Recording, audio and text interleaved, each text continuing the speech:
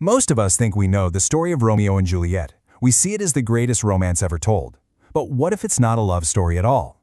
What if it's actually a brutal cautionary tale about a society poisoned by hate, where love isn't the cure, but the very thing that lights the fuse?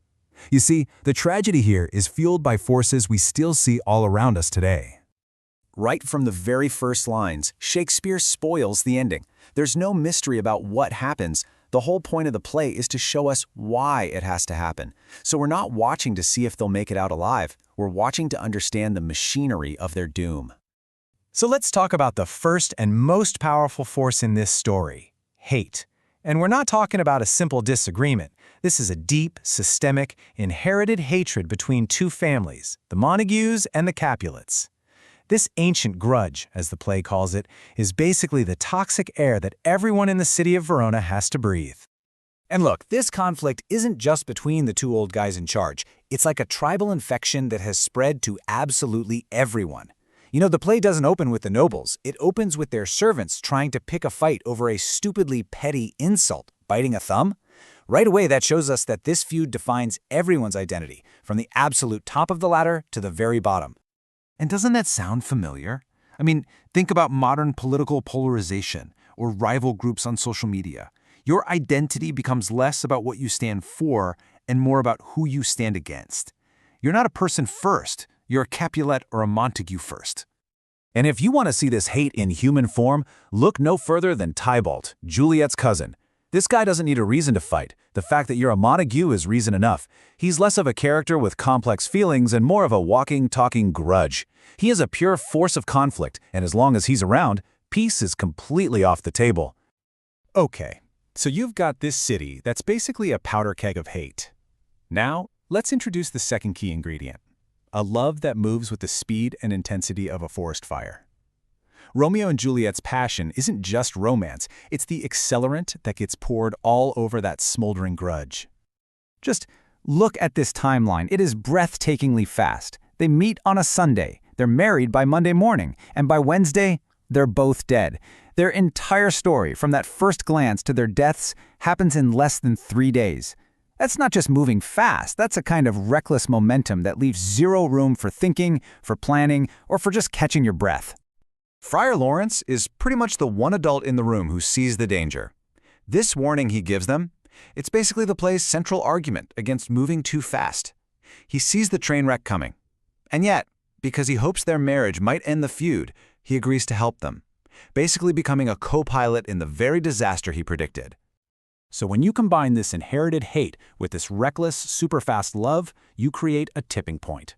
A single moment where every other possible future just vanishes, and the path to disaster gets locked in. In this story, that moment is a chaotic, bloody street brawl. Let's just break this down moment by moment. Tybalt challenges Romeo. But Romeo, who's now secretly married to Juliet, Tybalt's cousin, refuses to fight. His best friend, Mercutio, thinks this is cowardly, so he steps in. Then, Romeo, trying to do the right thing and stop the fight, literally jumps between them. And it's in that exact moment, that well-intentioned attempt to make peace, that Tybalt stabs Mercutio right under Romeo's arm. Romeo's effort to fix the problem is what directly causes the catastrophe. And once the grief-stricken Romeo retaliates and kills Tybalt, that's it. The story is sealed. He's no longer just a boy in love. He is the killer of his new wife's cousin. From this moment on, their love story and the path of bloody vengeance are the exact same thing. There is no going back. This is the moment Romeo gets it. He screams this out because he realizes that his own actions, even the ones he took for love and peace, have just made him a pawn in some cruel cosmic game. He tried to defy the system of hate, and in doing so, he became its most perfect, tragic instrument. The trap just snapped shut. All right, so the real power of this play isn't just in the sad story. It's in the models for human behavior that it gives us. We can actually pull some clear, usable frameworks from the wreckage of Verona that are frankly startlingly relevant to our lives right now. First, there's the escalation spiral. A tiny provocation, biting a thumb, spirals into a sword fight, which spirals into death. Second, the information gap. The entire tragic ending hinges on failed communication, a letter that doesn't arrive, a message that comes too late. It's a masterclass in how logistical failures can lead to disaster. Third, you have identity versus self. When Juliet asks, "What's in a name?" she's questioning the entire tribal system she lives in. She's asking, are we just our labels, or is there more to us? And finally, there's the paradox of intervention. Romeo trying to stop the duel, the friar trying to end the feud, both show how sometimes the best of intentions can backfire in the worst possible way. So that brings us to the big question. Why?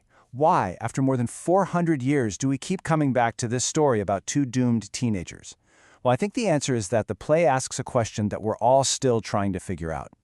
Was it Romeo's choice to kill Tybalt that sealed his fate? Or was he destined from the start to be a star-crossed lover? The genius of the play is that it never gives you an easy answer. Its power comes from living on that razor's edge between free will and fate, a tension that every single one of us feels in our own lives. In the end, this story feels so incredibly modern because the ingredients are timeless. You've got tribal hatred, impulsive decisions, massive communication failures, and the terrible role of just plain bad luck. These aren't 16th century problems, they're human problems. Their love didn't just happen in a vacuum. It was born into a world that was already broken. Broken by a feud they didn't start, but were forced to inherit. Their story is a permanent warning that when we build our world on foundations of division and hate, the first casualty will always be love.